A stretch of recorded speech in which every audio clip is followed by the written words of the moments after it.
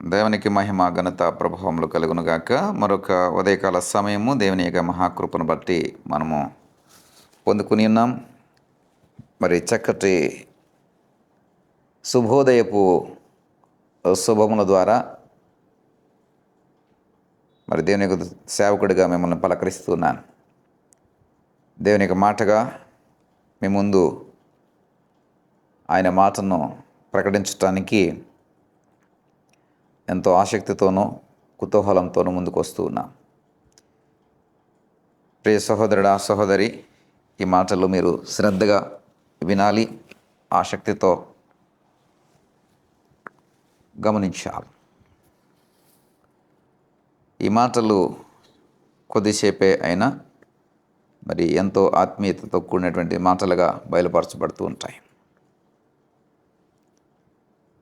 కాబట్టి ఆ విషయాలు శ్రద్ధగా గమనించే ప్రయత్నము ఎప్పుడూ మనసు పెట్టి చేయాలి.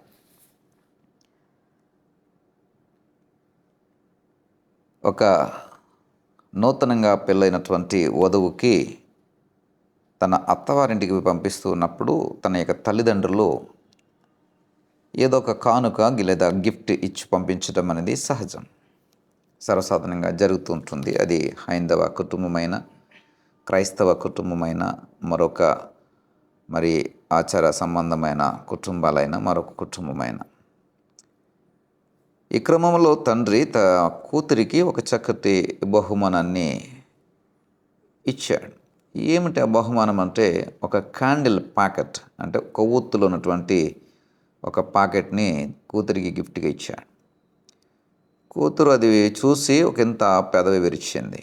ఎందుకంటే సర్వసాధారణంగా అత్తవారింటికి వెళ్తున్నప్పుడు ఏదో ఒక ధనమో లేదా బంగారమో లేకుంటే ఏదైనా విలువైనటువంటి వస్తువులు ఇస్తే దాన్ని అత్తవారింట్లో గొప్పగా చూపించటానికి, మా తండ్రి ఇది, మా అమ్మ నాన్నలు ఇది, మా పుట్టింటి వారు ఇది అని చెప్పుకోవడానికి ఒక గౌరవప్రదమైనటువంటి బహుమానము ఆశించి మరి ప్రతి ఒక్కరు కూడా ఎదురు చూస్తారు.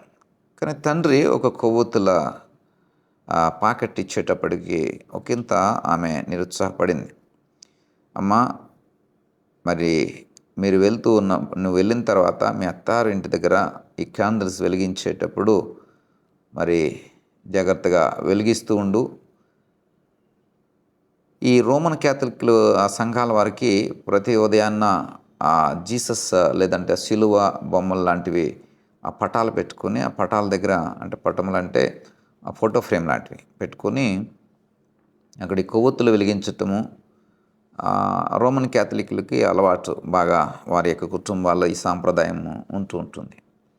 మన హైందవ కుటుంబాల్లో కూడా చక్కగా పూజ చేసి అగరబత్తీలు లాంటివి వెలిగిస్తూ ఉంటారు.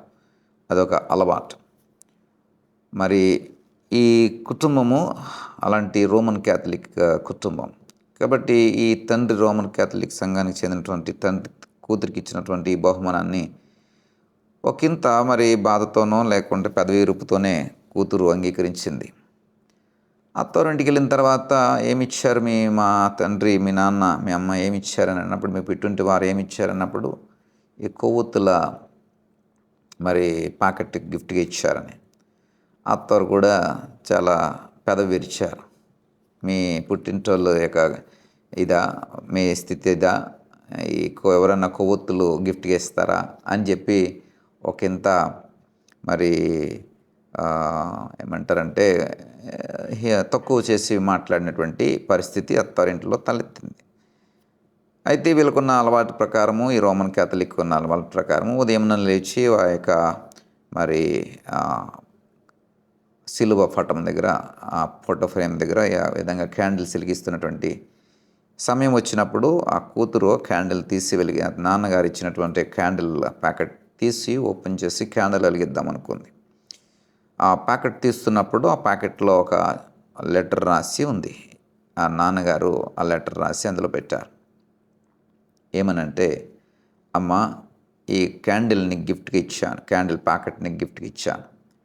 అయితే ఎందుకు ఈ గిఫ్ట్గా ఇచ్చానంటే, ఈ క్యాండిల్ని నీకు మాదిరిగా చూపించాలని. ఈ క్యాండిల్ తాను వెలుగుతూ అనేక మందిని వెలిగిస్తూ ఉంటుంది. అంతేకాదు తాను కరిగిపోతూ అనేక మందికి వెలుగును పంచుతూ ఉంటుంది. తన యొక్క పరిమాణం అంటే సైజు తగ్గిపోతుందని అది ఏమాత్రం కూడా కలత చెందదు. ఇంకా ఎక్కువగా వెలగడానికి, ఎక్కువగా మండడానికి, ఎక్కువగా వెలుగును పంచటానికి మరి అది ప్రయత్నం చేస్తూ ఉంటుంది. ఈ కొవ్వొత్తు మనకు నేర్పుతున్న పాఠం ఇదమ్మా. కాబట్టి నీవు ఈ కొవ్వొత్తులాగా ఉండి నీ అత్తింటి వారందరికీ కూడా నువ్వు వెలుగును పంచాలి.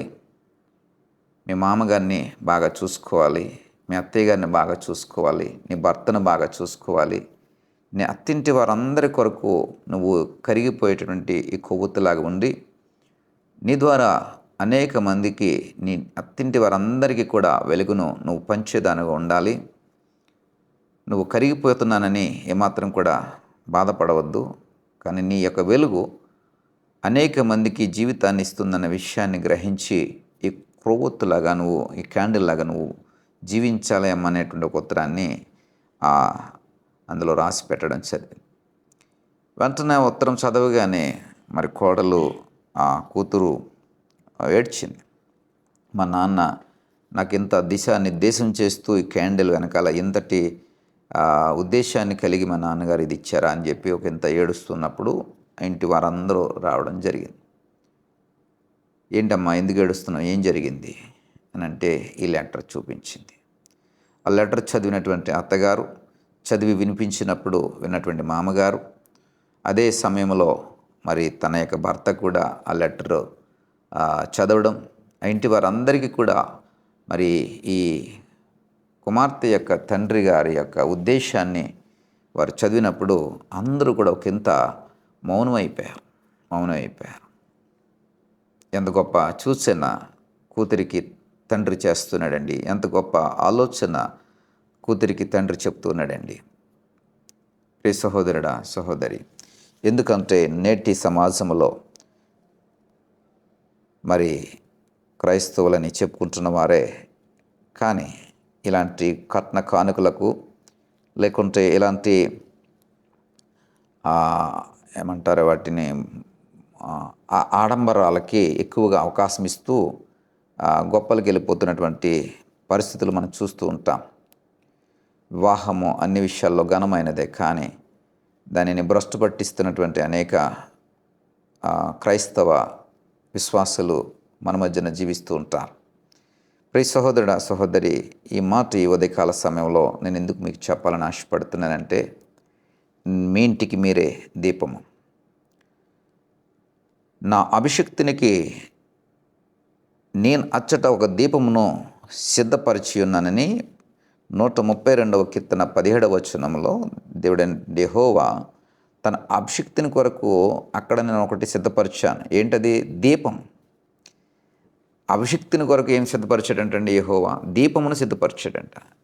దీపాన్ని నేను ఎంత అభిషేకం పొందుకున్నాను, నేను ఎంత గొప్ప అభిషేక పూర్ణుడిని, నేను అభిషేకాన్ని బట్టి గొప్ప గొప్ప కార్యాలు చేయాలి, కానీ అభిషేకాన్ని బట్టి గొప్పగా ఉండాలి, అభిషేకాన్ని బట్టి గొప్ప, ఆ విధమైనటువంటి ఆలోచన ఒకవేళ అభిషక్తిని కలిగి ఉన్న దేవుడు దేన్ని సిద్ధపరిచాడంటే దీపమును సిద్ధపరిచాడంట. అంటే దీపం అంటే వెలుగునిచ్చే దీపం.